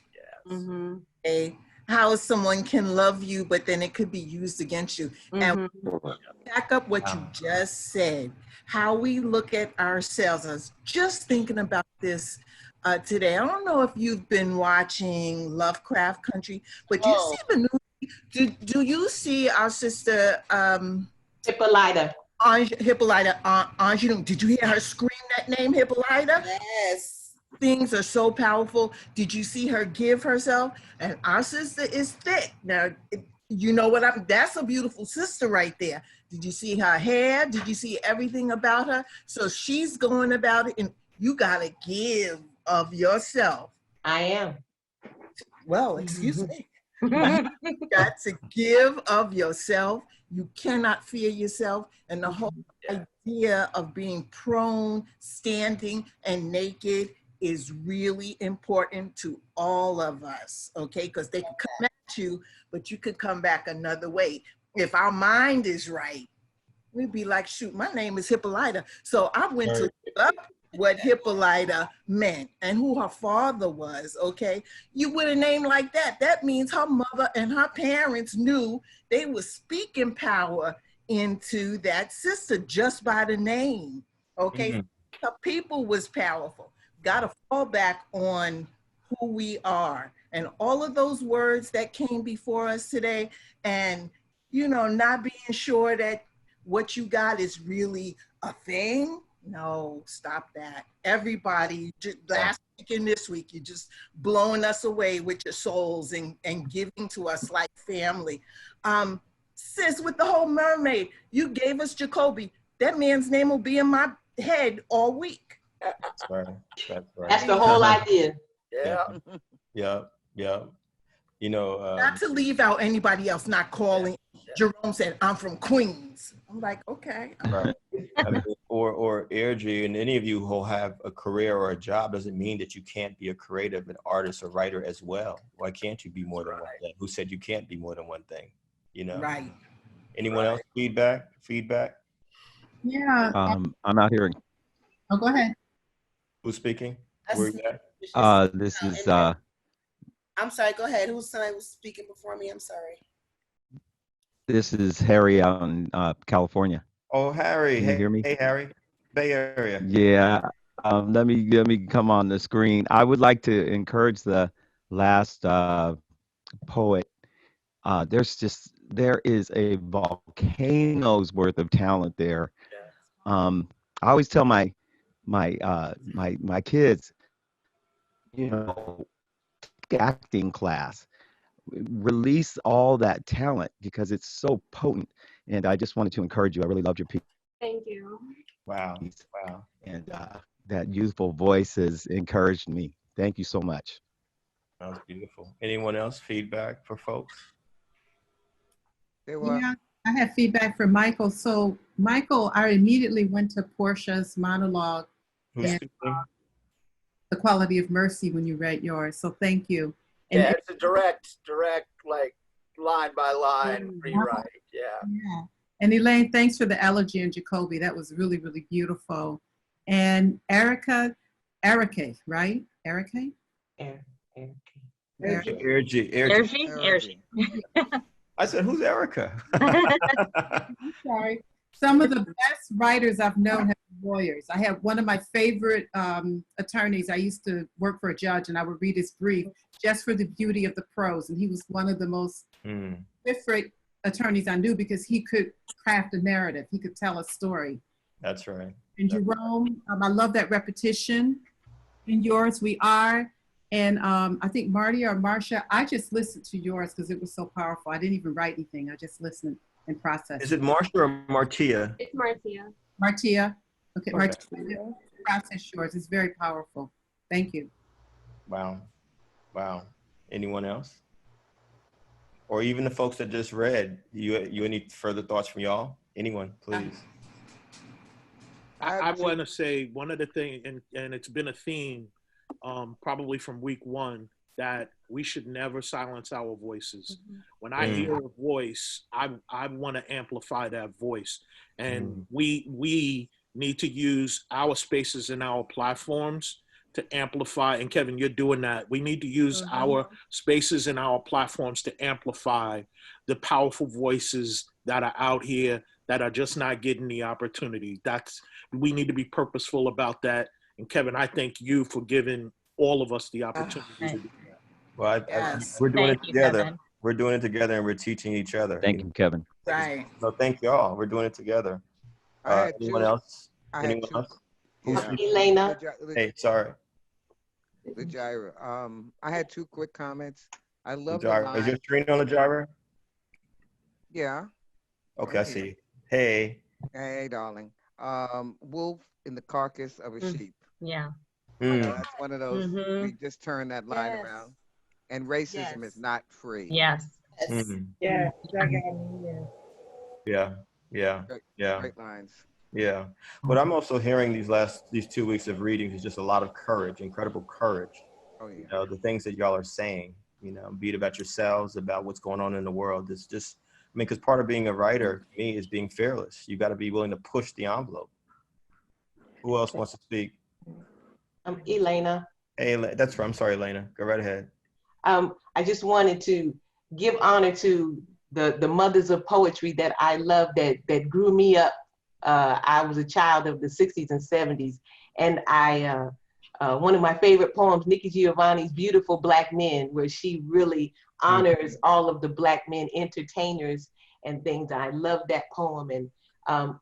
And Lucille Clifton, you talked about. I love Lucille Clifton. Yeah. Most notably, I was a freshman in college, and all through my young life, I was known as Tracy.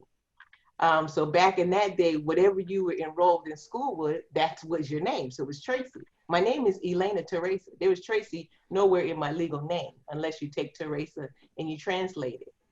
And so when I went to college, I had to use my legal first name, which is Elena. And so it was very weird for me because everybody knew me as Tracy. And so I took an English literature class, and we had a guest speaker, and our guest speaker was the mother of poetry, Gwendolyn Brooks. And I loved her poem, Wow. We Real Cool. So we were able to meet her after she spoke, and she said exactly what you said, Kevin, to keep writing, and that, you know, writing is your voice. That's right. And so when I went up to meet her, the first thing she asked me, she says, "What is your name?" And I said, Elena. And if you've ever seen Gwendolyn Brooks, she has this big, beautiful smile. And she gave this big, beautiful smile, and she said, "That is a beautiful name." And from that day on, I was Elena. I love it. I love it. I love it. Let me say some, I'm reading some of the comments here, and thank you so much for sharing that, Elena. That was a powerful story. And if y'all have not read Gwendolyn Brooks, another writer that we need to put on that list. Yeah. Please read Gwendolyn. Yep. Shout out to Chicago. Someone, cause you know how we were proud of where we were from. She was from Chicago. Alexis talked about, I mean, again, for those, we still have 103 people here, even as we get close to 9 o'clock, which says a lot about the power of us collectively. I see you, Michael Carter, who you're working on your autobiography. Is that right, Michael? You're working on the memoir as well. I see y'all out there. Michael, you out there? We can't hear you, Michael. Oh boy. There you go. We got you. Okay. Yeah, I'm working on my memoir. I've been writing since November of last year, and then I currently was going through some health issues with suffered upper respiratory infection, bronchitis, and now I'm out of work for 12 weeks with a bulging disc. So I increased my writing from 1 hour to now 6 hours a day. Wow. How do you feel? How do you feel? I feel good. I mean, you know, God been with me with writing and my health, and just through prayer and just getting this writing out has been incredible. It's stuff I've been holding in for like 30 years that I've been just wanting to get out, and it's been very relieving. Yeah, yeah, yeah. And I want to say to you, Michael, and to y'all, because I see y'all giving each other support in this the chat room. Let's also, again, today, if we can put it back up there before we close out, we're going to have a Facebook page live. Jerome, thank you for saying to folks, we let's try to avoid terms like writer's block. And again, we are not in competition with anyone. You know, your voice matters. Your voice matters. Your stories matter. Your life matters. The things that you have observed, that you lived through, matters. Are we in agreement there, y'all? Are we still here? Yes. Yes. So, and you know, you write at your own pace. You know, again, Toni Morrison did not write her first novel till she was nearly 40, but the second half of her life, prolific, because she became a disciplined writer. Please watch the Toni Morrison documentary that came out a year ago. Please watch it. And she talks about the discipline of writing. You know, you see what I'm doing every week, writing stuff down because this is important. I just want to encourage you all. We gotta write in some form or fashion if we say we're writers. I'm glad I'm humbled that I've seen y'all over these 3 weeks post on social media, hashtag I am a writer. That's the name of the Facebook page that we set up, I am a writer. Anyone who doesn't think they're a writer, they shouldn't come to the room. They just shouldn't come, you know what I'm saying? But if you are, you know, and it's okay. I mean, Michael, you've been through a lot. This has been one of the deepest years of my life. But I realize it's also been one of the most prolific years of my life writing-wise because I just get it out of me. I love what y'all said, the advice that we're giving to each other. Let's not just write when we're going through traumatic things, but let's figure out, you know, what are our happy moments? You know? In fact, let's take 2 minutes. Put it in your phone. If you got a piece of paper and pen or pencil by you, what makes me happy? Just write it down. Real quick, can we just write it down? What makes me happy? What really makes me happy? What brings me joy? We're going to close it out on that.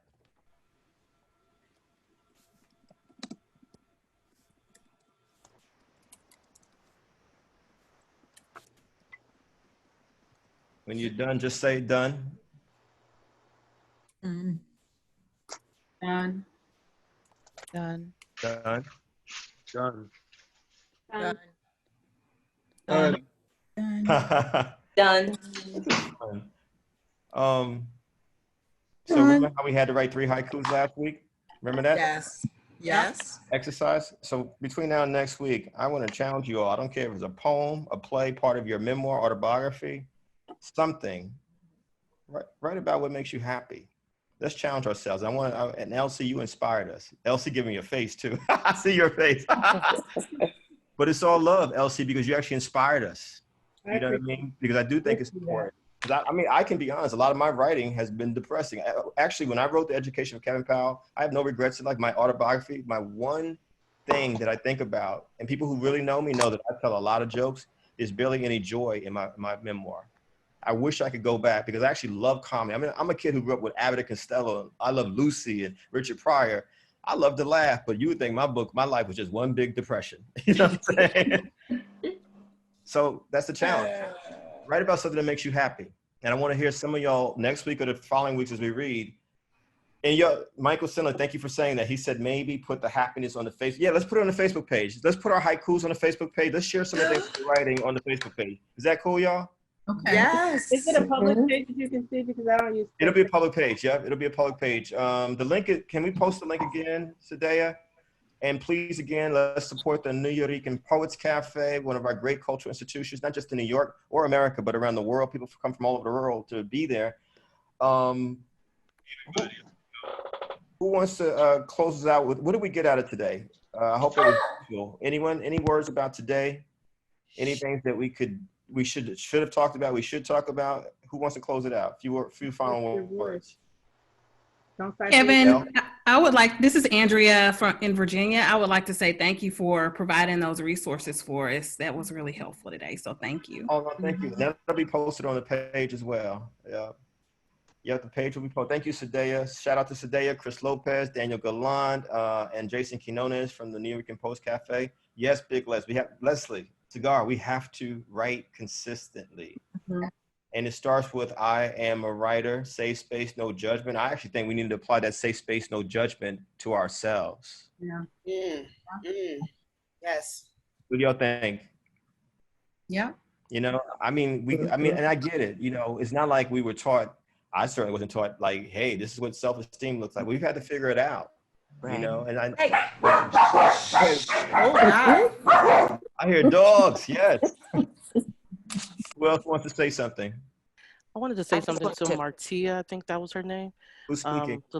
Martia, the last one who read. Who's talking? Who's speaking? Veronica from Chicago. My image is great. He'll share.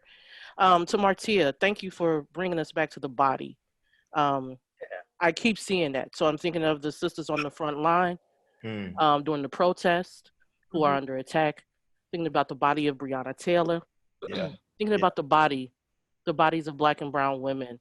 And so I wanted to thank you for bringing us back to the body and as a reminder for us to be in our own bodies. So thank you.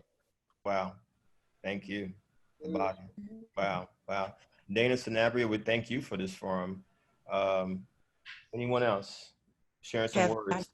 If you're going to watch the debate, it starts in 9 minutes, no matter where you are in the country. We're going to get out of here by like 8:57, 6 minutes. So anyone else want to share as we close out? Yes. Hello? Yes, who's speaking? This is Aaliyah in Atlanta. Hey, Aaliyah. I really appreciate everyone in this group. It's just a healing balm for me. So thank you, everyone who participates and hosts and makes this thing happen every week. I just wanted to reflect back on what you said about being fearless, because I've been writing something that scares the shit out of me, and I'm totally afraid to put it out and actually to finish it and put it out. But what you said about fearlessness and writers push the envelope, I think is very inclusive of the idea of not silencing our own voices. And so I just wanted to say, thank you for that push. It's like, it's got me shaking inside. You could probably hear it in my voice. It says, woo, to really let the writing push me. And that means it means something. Yes. That means it's meaningful. It means something. You got to birth that thing out. Yeah. I mean, at the beginning of this, we talked about, poets and songwriters, because songs are poetry. Just think about like what song or artist, no matter how many times you've heard them, you just pause. Like, that's my song. That's that artist. You know what I'm saying? Kevin, can I just say to Aaliyah, yes, Jerome. I mentor like 45 young men and women, and I'm also a former basketball coach. It's okay to be nervous. It's okay to be scared. Yes, that's right. But what does that nervousness and that being scared move you to? Okay, because we are surrounding you in love and support. Yeah. Right. So it's okay for you to be scared. Michael Jordan was scared. Don't ever get that twisted. He was scared. Yeah. He was scared of him not winning, him not succeeding. Yeah. So you are not alone in that. That's right. So use that to drive you. Be scared that your voice won't be heard. Be scared that the words that you have will not get to who they need to get to because you've kept them inside. That's all that I wanted to share. I love that. Even if you're only getting them out for yourself. That's right, Michael. That's right, Michael. Yeah. I'm Ella Chapman from Minnesota, and I wanted to chime in on that because you're right, Jerome and Ali, in reference to using your voice to reaching the people that otherwise, if you don't speak, they won't know. And I had been writing a book and had actually completed the book, but my editor, gave me my book back and said I needed to express myself a little more. And so because my story would incorporate other things that had happened to me in a trauma way, I wasn't sure if I should write a book or not. I was going to just not do it. But because I've been setting in on this class, this way to grow yourself mentally, spiritually, physically, you can grow from here. So I have been using my voice through my writing now, and I've been expressing things, and I don't care. See, I had to get to this place. I don't care who is affected by it or not. This is my healing platform, and I'm going to use it for that. It's for healing. And so I'm just glad that that was said, because it comes out as expressing that place, that dark place or the light place or wherever you are in your life, but to be able to use it to help someone that may pick up that book. So that's where I'm at, to go on Ella, and do it anyway. Ella, thank you. And as you were speaking, I love what Michael was echoing you when he said, even if you're writing for an audience audience of one, you got to write. You got to tell you. Yeah. Thank you, Ella. Thank you, Michael. Hey, Anyone else? Kevin. Yes. It's David. David. Hey, David. Hey, how's everyone? I'm in New York. I'm Manhattan, Midtown. I want to say thank you. I express my gratitude for you providing this workshop, and to everyone for sharing. I'm somewhat of an introvert, but I speak a lot and do consumer advocacy. I write grants. I'm more a business writer. So there was some encouragement I heard from that space of having technical writing skills. My mother was an English teacher. My grandfather wrote English grammar in 1935 books. Wow. You know, so it's, I mean, I feel like there's a huge, you know, push, and I have to step up. But I think there's a part of me that wants to write more, but I feel somewhat a paralysis from showing that on paper. So I think this was encouraging for me, and I will investigate. I am a writer. And, yes. Yes. And so I think with all the encouragement and everyone sharing, some of the works I've heard are amazing, that you even put that out in front for others to hear. So I just want to say thank you to everyone. You know, I'm glad to be in the space. Thank you. Thank you. Let's do this, y'all. You know, we start with a meditation. This is just, you know, this is a safe space, non-judgmental space. Let's just close our eyes for 30 seconds or so. I'll count it down and just kind of think about what we heard and felt today. I love the fact we still have about 100 people in this room, even after 2 hours, which says a lot about the commitment we all are making here. Let's breathe in through the nose, out through the mouth. Hip hop, yeah. In through the nose, out through the mouth. Let's one last time. Deep breath in, positive energy, in through the nose. And then out through the mouth. And then on the count of 3, 1, 2, 3, where I am a writer. 1, 2, 3. I'm a writer. I'm a writer. I am a writer. I am a writer. I am a writer. We are writers. I am a writer. I'm a writer. I'm a writer. So don't forget, next week, I mean, we have the Facebook page. Please jump on the Facebook page, invite people. A lot of folks can see what we've done. Okay. Next week, we're going to be talking about writing essays. We're going to be talking about writing essays / blog, same time. I will actually be in California next week, so I'll be on the West Coast time zone, but I'm looking forward to being with y'all. Thank y'all. Thank y'all. Be safe out there. Be safe out there. Be safe out there. Thank you. Love them, please. All right, y'all. I love y'all. Yes. Have a blessed night. Love to y'all. Love to y'all. On Facebook. See you on Facebook. Much. Thank you. And keep writing every week, please, everybody. All right. All right. All right.